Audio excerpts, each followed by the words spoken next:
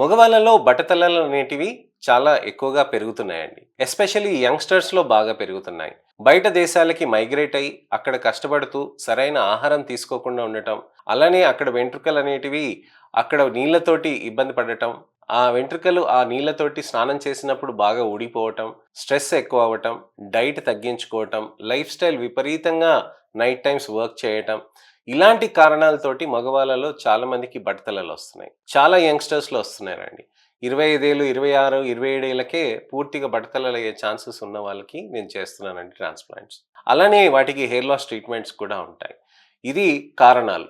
Impaired life style, water change, stress, diet. ఇవి మనం rectification అనేది చేసుకోవాల్సిన అవసరం ఉంటుంది. యాక్టివ్ హెయిర్ లాస్ ఉన్నప్పుడు హెయిర్ ట్రాన్స్‌ప్లాంట్స్ అనేటివి చేయమండి. యాక్టివ్ హెయిర్ లాస్ ఉంటే దాన్ని స్టెబిలైజ్ చేసి హెయిర్ లాస్ అనేది తగ్గించుకొని దానితో పాటు మనం ట్రాన్స్‌ప్లాంటేషన్స్ అనేటివి చేయటం జరుగుతూ ఉంటుందన్నమాట. ట్రాన్స్‌ప్లాంటేషన్స్ అనేటివి చేస్తూ మంచి రిజల్ట్స్ సాధించవచ్చు.